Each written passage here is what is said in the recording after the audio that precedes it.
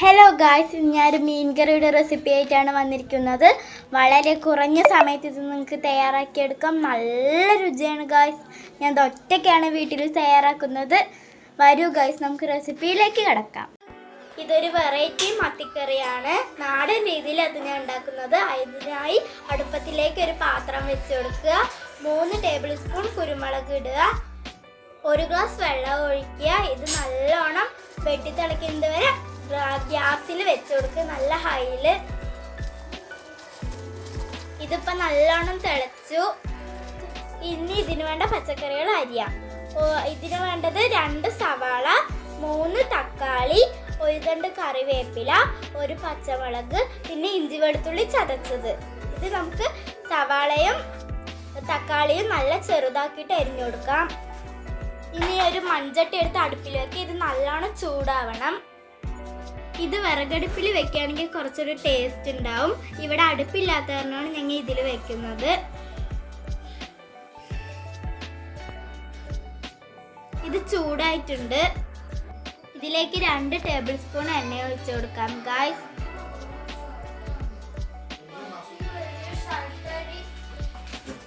ഇനി ഇതിലേക്ക് 1/2 ടീസ്പൂൺ ഉലുവ ഇട്ട് കൊടുക്കാം. ഇനി ഇതിലേക്ക് വേണ്ട പച്ചക്കറികൾ ഇട്ട് കൊടുക്കാം. ഉള്ളിയും തക്കാളിയും ചെറുതായിട്ടാണ് അരിയേണ്ടത്. ആദ്യം ഉള്ളി ഇട്ട് കൊടുക്കാം.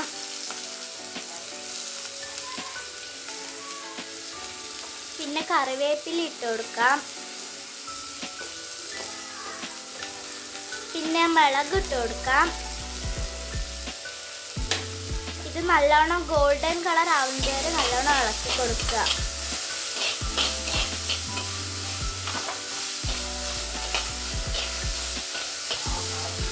ഞാൻ ഫസ്റ്റ് ടൈമാണ് വെക്കുന്നത്. ശരിയാവോ ഇല്ലെന്ന് അറിയില്ല. എന്താണെങ്കിലും നമുക്കൊന്ന് കണ്ടു നോക്കാം. ഇതിലേക്ക് മാറ്റി വെച്ച തക്കാളിയും ഇഞ്ചി വെളുത്തുള്ളി പേസ്റ്റ് ഇട്ട് കൊടുക്കാം. എന്നിട്ട് നല്ലോണം ഇളക്കണം. ഇനി ഇതിലേക്ക് വേണ്ട മസാലകൾ ചേർത്ത് കൊടുക്കാം. 2 ടേബിൾ സ്പൂൺ മല്ലിപ്പൊടി, 1/2 ടീസ്പൂൺ മഞ്ഞൾപ്പൊടി. ഇതിലേക്ക് ഞാൻ മുളക് പൊടി ചേർക്കുന്നില്ല, കുരുമുളകാണ് ചേർക്കുന്നത്. ഇത് നല്ലോണം ഇളക്കി കൊടുക്കുക. ഇത് സിമ്മിൽ വെച്ചിട്ട് പൊടികളുടെ പച്ചമണം മാറുന്നത് വരെ ഇളക്കി കൊടുക്കാം. ഇത് നമ്മൾ നേരത്തെ തിളപ്പിച്ച കുരുമുളകാണ്. അതിനൊന്ന് അരിച്ചിട്ട് മിക്സിയിലൊന്ന് അരച്ചിട്ട് ചേർത്ത് കൊടുക്കണം. ഇതൊന്ന് ഇതിലേക്ക് ഇട്ട് കൊടുക്കാം. എരിവിന് വേണ്ടി ഇതിൽ കുരുമുളകാണ് ഫുള്ള് ചേർത്ത് കൊടുക്കുന്നത്. മുളക് പൊടി ഉപയോഗിച്ചിട്ടില്ല. ഇത് നല്ലോണം ഒന്ന് ഇളക്കി കൊടുക്കുക. എല്ലാം ഒന്ന് നന്നായി മിക്സ് ആവണം.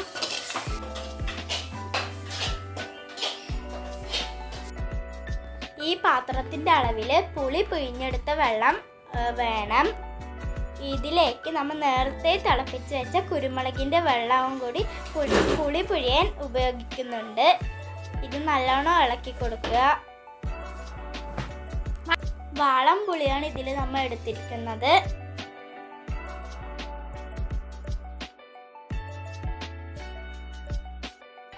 ഇതിലേക്ക് ആവശ്യത്തിനുള്ള ഉപ്പിട്ട് കൊടുക്കാം. ഞാൻ 1 ടേബിൾ സ്പൂൺ ഉപ്പാണ് ഇട്ട് കൊടുക്കുന്നത്. നിങ്ങൾക്ക് ആവശ്യത്തിനനുസരിച്ചിട്ടുള്ള ഉപ്പിട്ട് കൊടുക്കാം. ഇനി ഇതൊന്ന് മൂടി വെച്ചിട്ട് ഹൈ ഫ്ലെയിമിൽ 5 മിനിറ്റ് തിളപ്പിച്ചെടുക്കണം. ഇതിപ്പോൾ നന്നായി തിളച്ചിട്ടുണ്ട്. കണ്ടില്ലേ, നല്ല മണം വരുന്നുണ്ട്.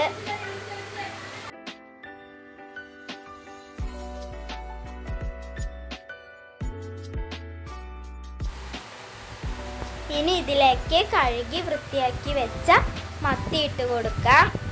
1/2 കിലോ മത്തിയാണ് ഞാൻ എടുത്തിരിക്കുന്നത്. ഇനി മീനൊന്ന് അടച്ച് വെച്ചിട്ട് ഹൈ ഫ്ലെയിമിൽ 5 മിനിറ്റ് തിളപ്പിക്കണം. ഇനി ഇതൊന്ന് തുറന്ന് നോക്കാം. മീൻ വെന്തിട്ടുണ്ട്. ഇതിലേക്ക് കുറച്ച് പച്ച വെളിച്ചെണ്ണ ഒഴിച്ചു കൊടുക്കാം. കുറച്ച് മതി. ഇനി ഇതിലേക്ക് നമുക്ക് 1 തണ്ട് കറിവേപ്പില ഇട്ട് കൊടുക്കാം. ഇനി ഒന്ന് ഇളക്കി കൊടുക്കാം. ഇതൊന്ന് കുറച്ചു നേരം അടച്ചു വെക്കാം. ആ സമയം കൊണ്ട് നമുക്ക് മീനൊന്ന് പൊരിച്ചാലോ.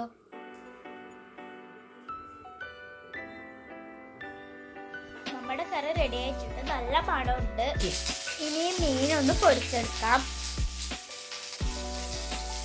ഇവിടെ എല്ലാവർക്കും മീൻ പൊരിച്ചതൊക്കെ ഇഷ്ടമാണ്.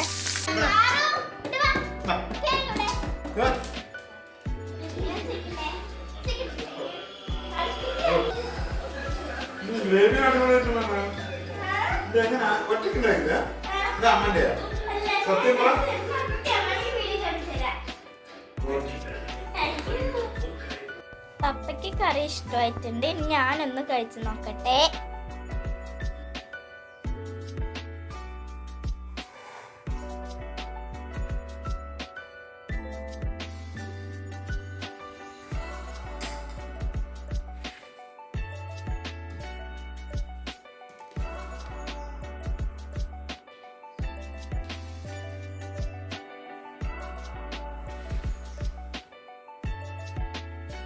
നല്ല ടേസ്റ്റ് ഉണ്ട്.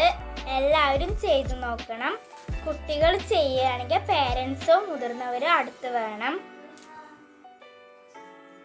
നല്ല ടേസ്റ്റ് ഉണ്ട്. നിങ്ങൾ ഇതുപോലെ